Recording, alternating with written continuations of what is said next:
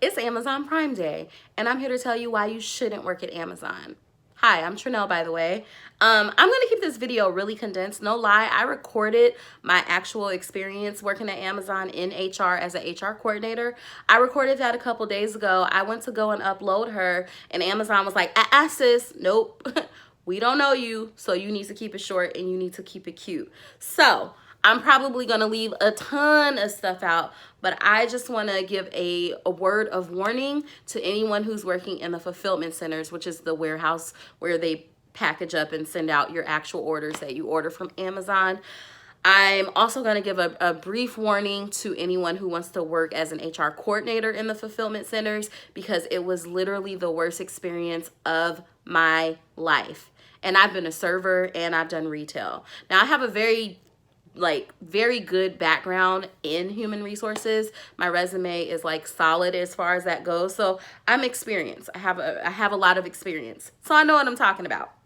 Okay, long story short, an agency reached out to me. They came across my resume, thought I would be a good fit at Amazon for it was like a 10-week assignment.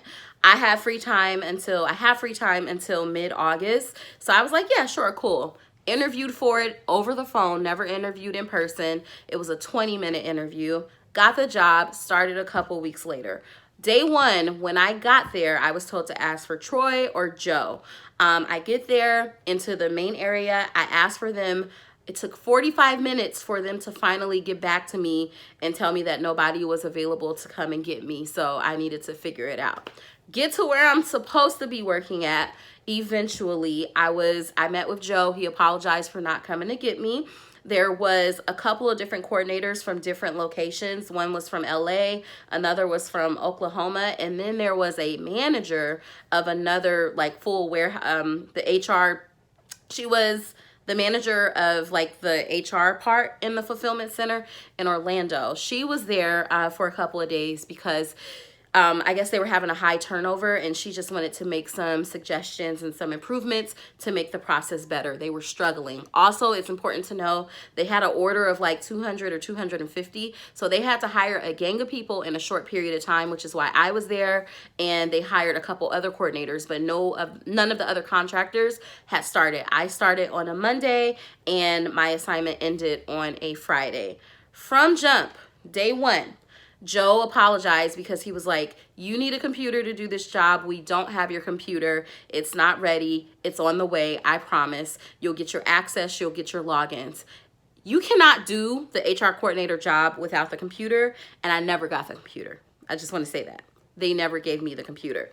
So they had me shadow with the coordinator from LA and Oklahoma. They had me shadow with them for day one, and they made presentations. The job is, as an HR coordinator, either you're helping people come in to apply for the warehouse jobs, so you're helping the applicants apply or complete their applications, or you're doing the presentations and the drug tests so that they can actually start work once they've received a conditional offer. And then also there's a new hire orientation. But there was this really ooh, I did not like this girl because she was rude. There's this rude girl named Tiffany. You know how there's always that one person who you can tell is trying to prove herself to the higher ups, she's making herself a supervisor or lead, but that's not her or his actual job title. That's who she was. I'll see if I have time to talk about her in a little bit. But anyway, I noticed that she always did the new hire orientations, probably so that she didn't have to actually do any real work. Okay, moving on. So, basically, like I said, people are coming in to apply. Now, the thing about working at Amazon in the warehouse is because they need so many people and because they have such a high turnover, it's not really that hard to get a job there. You just have to be able to speak English and you have to be able to read. Now, they put it out there. They market that you're going to get paid $15 to $17 an hour based on experience. So you got people coming in with a lot of warehouse experience expecting that they're going to get $17 an hour. What they do not tell them is that you only get $17 an hour if you agree to work overnight. all of the shifts, period, at Amazon are 10-hour shifts. So you work 4 10-hour shifts, and then they also give you a mandatory overtime day. But they don't even talk about that mandatory overtime day until you're in the presentation for the drug test, and they mention that you are required to work this mandatory overtime day. So you're working 4 10-hour shifts of really hard labor, and then you have to work another 10-hour shift. Like, that's your mandatory day. They don't allow you to ask questions in the presentation. So in the presentation, they basically give like a really broad overview, and they play this like phony video that shows what your experience will be like working at Amazon in the warehouse. What I noticed off top, and the presentations vary, like the style varies by who's doing it. So the lady who I worked with a lot, this black lady, she was bomb from, she was from the LA area.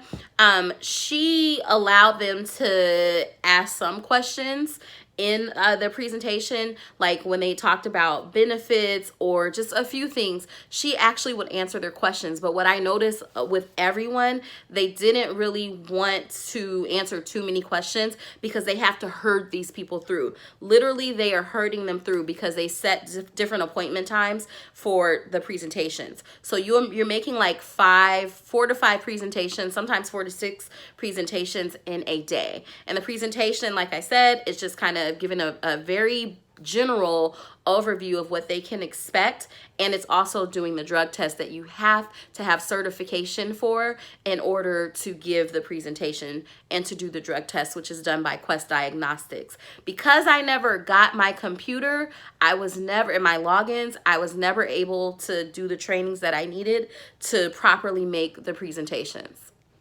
Just want to mention that. So in the presentations, there was one guy who did them. His name was Spicy. He talked to people like they were absolutely stupid. He wasn't pleasant. He wasn't very nice to them. He was really militant, and that's because of his military background.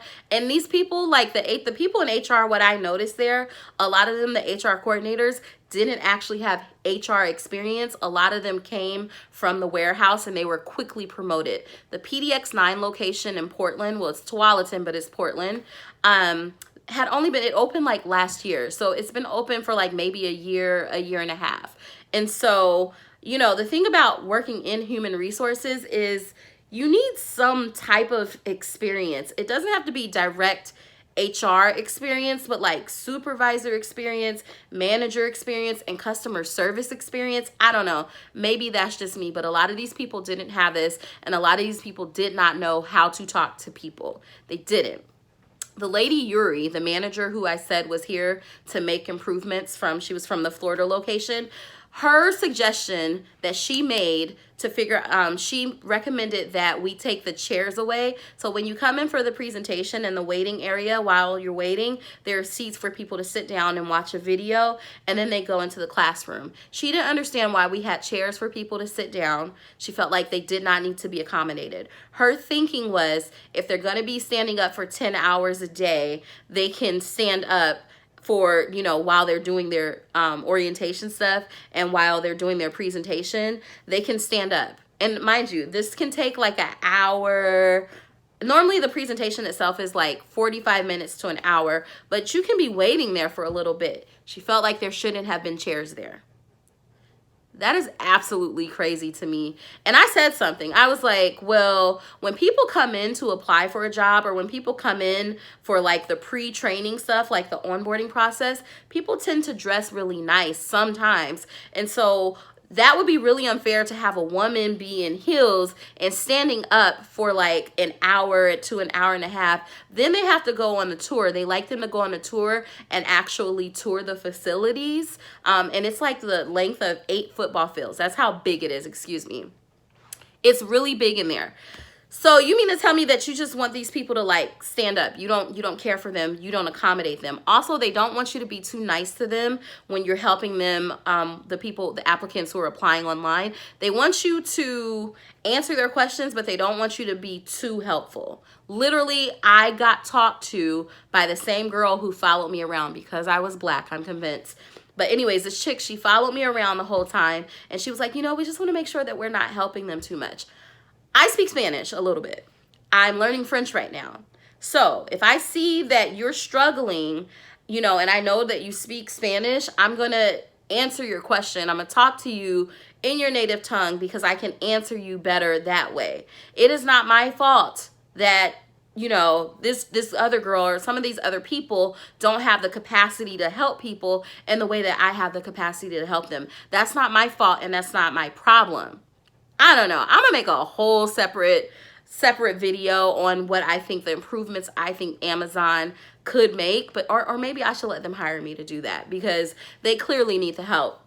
Let's talk about the warehouse. So I actually went on a tour of the warehouse. Like I said, it's really big.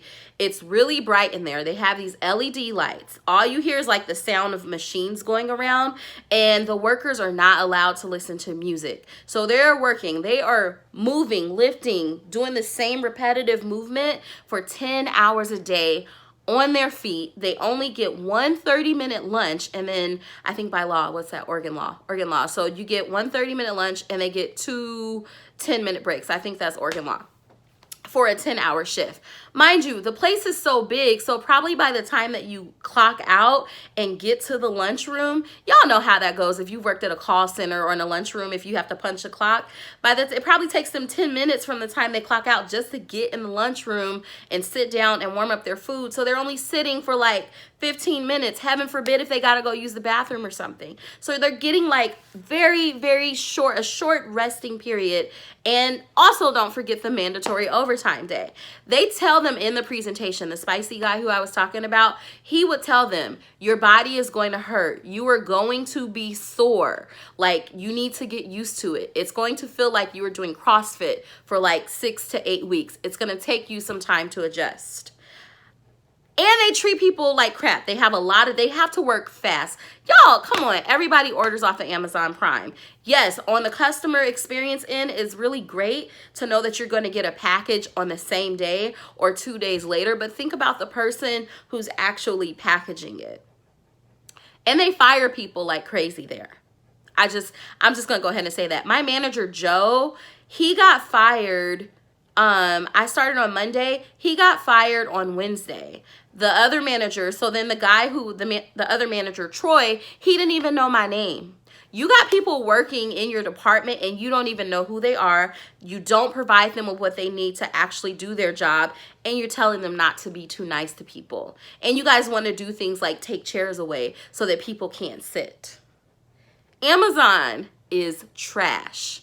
Pure trash, the way that they treat their warehouse workers. And from the research that I've done and the case studies that I did when I was in undergrad, I know that whole culture, it's like a competitive culture.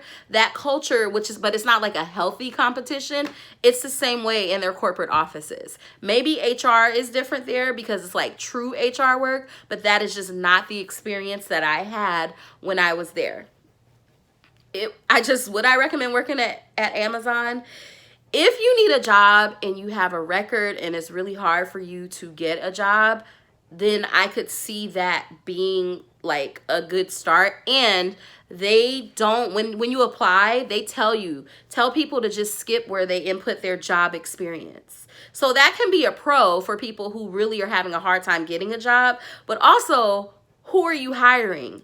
You don't know their background. They don't care. This is how much they don't care about their employees. They don't even care where they work. They don't care to know where they work. They just want to know, can you legally work in the United States? If you can, then that's all we need to know. We don't care about you, but we just need the body. We need the physical body, and we just need you to keep up. And they lie to people. They don't tell them until in their presentation that they're only going to make $17 an hour if they work overnight. And that's like, I guess that's a lot of money for most warehouses, but not really, because Portland is mad expensive, like very expensive. So it was just an awful experience. And would I recommend working there? No. I wouldn't. Maybe it's different experiences at different locations, but you know, if you're in the Portland area, there are other warehouses that people can work at. There's a UPS. Go work at the post office. You know what I mean? Like, there are other warehouses that treat their employees better. And for me, being an HR person, and I'm actually working on my own startup right now, I just care about people a lot. And I care about making sure that there is resources and support for those people. So that was my experience, y'all. Very condensed. Thanks for watching.